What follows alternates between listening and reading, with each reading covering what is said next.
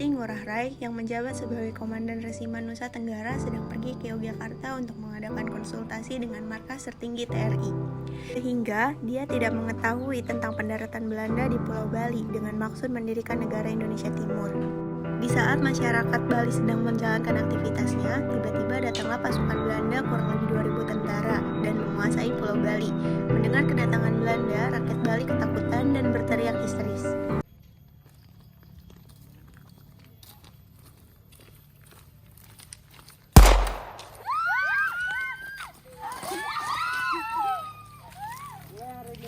Ini adalah milik kita. Kalian cuma tunduk padaku. Ha ha ha ha. Mari kita kembali ke markas. Siap, Jenderal. Setelah Jenderal Belanda tersebut kembali ke markasnya, datanglah Komandan I Gusti Ngurah Rai bersama prajuritnya dari Yogyakarta. Sontak, Komandan I Gusti kaget melihat kondisi Pulau Bali yang telah didatangi oleh pasukan Belanda.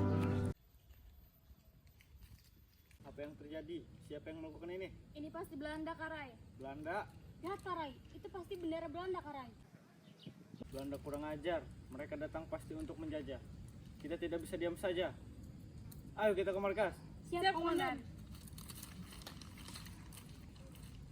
Sesampainya Komandan I Gusti Ngurah Rai dan pasukannya di markas, Komandan I Gusti Ngurah Rai membicarakan penyebab datangnya pasukan Belanda ke Pulau Bali karena disebabkan oleh isi dari perjanjian Linggarjati yang mengharuskan Belanda meninggalkan daerah de facto. Ini adalah akibat dari perjanjian Linggarjati. Apa? Perjanjian Linggarjati mesti komandan turut dari pusat. Ya, surat dari pusat yang tidak mengakui wilayah Bali bukan sebagai wilayah Indonesia. Bagaimana bisa seperti ini? Lalu apa yang harus kita lakukan sekarang? Ada apa sebenarnya, Komandan? Kenapa kita tidak diakui? Tenanglah, ini juga pasti ulah Belanda. Mereka ingin memecah belah kita. Yang harus kita ingat adalah, meskipun kita tidak diakui dalam perjanjian Linggarjati, tapi jiwa dan raga kita tetaplah Indonesia. Kita buktikan kepada pusat bahwa kita juga berjuang untuk kemerdekaan Indonesia. Sedangkan di markas Belanda, Jenderal Belanda sedang menyusun rencana untuk membujuk Komandan I Gusti Ngurah Rai agar mau untuk bekerja sama dengannya. Kita harus mencari cara agar para monyet Bali itu mau bergabung bersama kita. Kenapa harus bergabung bersama kita? Mereka hanya berguna sebagai lawan sepatu kita. Apa juga untungnya untuk kita? Hah? Ini namanya strategi? Sudah, saya sudah. Kalian berdua jangan ribut di sini. Jika Bali ada di tangan kita, kita akan mempermudah kalian menyerang dari arah timur. Oh, kalau begitu kita ancam saja mereka, Jenderal. Atau bawa saja mereka ke markas kita. Apa itu yang disebut dengan membujuk? Jika seperti itu, para monyet Bali akan menyerang kita. Jenderal, bagaimana jika Jenderal bertemu dengan pimpinan tentara mereka, lalu mengancam mereka agar bergabung bersama kita? Mereka itu orang bodoh, Jenderal. Saya pikir itu ide yang bagus. Kalau begitu, aku akan menemui mereka melalui surat. Setelah Jenderal Belanda menulis surat, lalu surat tersebut dikirim ke markas pasukan Bali. Sesampainya surat itu di tangan Komandan I Gusti Ngurah Rai, emosinya memuncak ketika membaca isi surat yang ditulis oleh Jenderal Belanda tersebut, yang berisi bahwa Jenderal Belanda ingin melakukan perundingan dalam pembentukan negara Indonesia Timur. Komandan I Gusti Ngurah Rai akan menjadi pemimpin negara ini di bawah pemerintahan Belanda. Tidak, Ada apa, Komandan? mereka mengajak kita bergabung dalam pembentukan negara Indonesia Timur. Mereka pikir kita pengkhianat. Tidak. Setelah membaca isi surat yang ditulis oleh Jenderal Belanda, Komandan I Gusti Ngurah Rai lalu meminta prajuritnya untuk mengirim surat balasan kepada Jenderal Belanda yang berisi bahwa Bali bukanlah tempat untuk melakukan perundingan. Jika Jenderal Belanda ingin melakukan perundingan, katakan kepada pusat di Yogyakarta karena rakyat Bali bukanlah pengkhianat bangsa. Membaca jawaban dari komandan pasukan Bali tersebut, Jenderal Belanda naik pitam. Lalu Jenderal Belanda tersebut menyuruh salah satu prajuritnya untuk memenggal kepala pembawa pesan tersebut dan mengirimnya kembali. Apa ini? Ada apa? Apa itu? Belanda kurang ajar. Mereka pikir kita akan diam saja setelah diperlakukan seperti ini. Ayo kita hadapi mereka. Siap, Komandan. Pada saat malam hari, Komandan I Gusti Ngurah Rai bersama pasukannya Ciung Wanara berhasil memperoleh kemenangan dalam penyerbuannya ke Tangsi Nica di Tabanan. Di mana para kepart-kepart itu? Kamu cari ke sana dan kamu cari ke sana. Baik, Komandan. Jenderal Belanda marah ketika mengetahui pasukannya telah dikalahkan I Gusti Ngurah Rai dan pasukannya. Verdom, para monyet Bali itu kurang ajar. Kita harus memikirkan cara agar mengalahkan para monyet Bali itu. Bagaimana kalau kita serang balik mereka?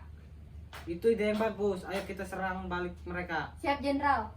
Sebelum I Gusti melakukan long march ke Gunung Agung, ujung timur Pulau Bali, di dalam rumah I Gusti Ngurah Rai berbicara kepada istrinya. Ada apa? Mengapa kau gelisah soal Belanda? Mereka telah pergi. Perasaanku tidak enak, Bi. Tenanglah, Dek. Di tengah percakapan I Gusti dan istrinya, dari luar seorang prajurit Bali berteriak. Parai, parai, parai. Ada apa? Belanda menyerang desa di Marga Parai. Apa? Bagaimana bisa? Sepertinya mereka mendapat kiriman pasukan bantuan. Jumlah mereka semakin banyak, bahkan lebih banyak dari pasukan kita yang telah ditambah. Sebanyak apapun pasukan mereka, kita tetap harus mempertahankan Bali. Yakinlah, kita pasti dapat mengalahkan mereka. Silakan berjuang hingga tetes darah terakhir. Siap, Karai, aku yakin Bali akan memenangkan perang ini. Iya, silahkan kamu keluar terlebih dahulu. Siap, Komandan. Lalu, setelah prajurit tersebut keluar, I Gusti Ngurah Rai melanjutkan kembali pembicaraannya bersama istrinya. Apa kamu yakin prajuritmu akan menang? Beli yakin rakyat Bali adalah rakyat yang memiliki semangat teguh dalam mempertahankan kekuasaan Pulau Bali. Tapi ini adalah tugasku dan kewajibanku. Tapi ingatlah, tugasmu bukan hanya menjadi seorang komandan, tetapi juga kepala keluarga Dek. Buat apa kita hidup bersama, Dek? Jika dalam keadaan terjajah, angan-angan dan harapan hanyalah sesuatu yang semu. Anggaplah beliau sudah mati. Jangan kau pikirkan beliau kapan akan pulang. Ini kewajibanku. Maaf, Dek, beliau harus pergi.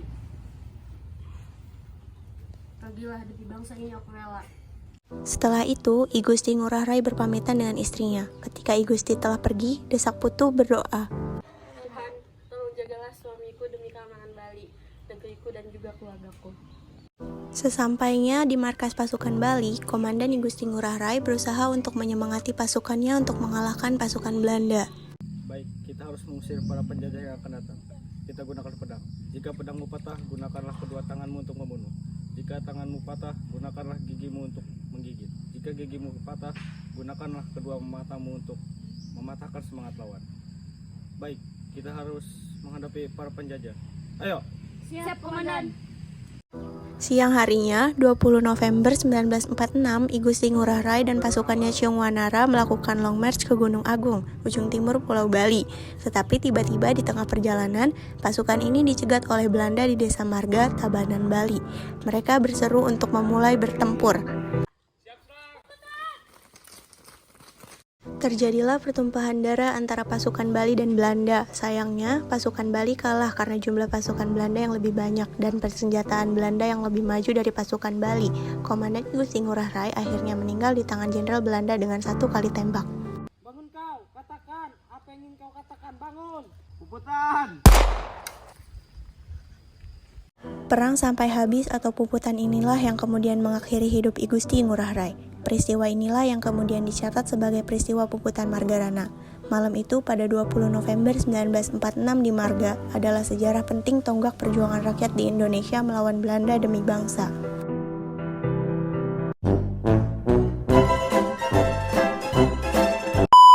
Mereka.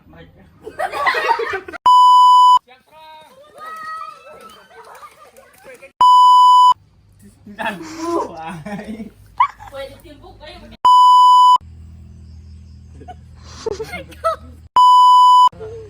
Semuanya jangan ketawa ya.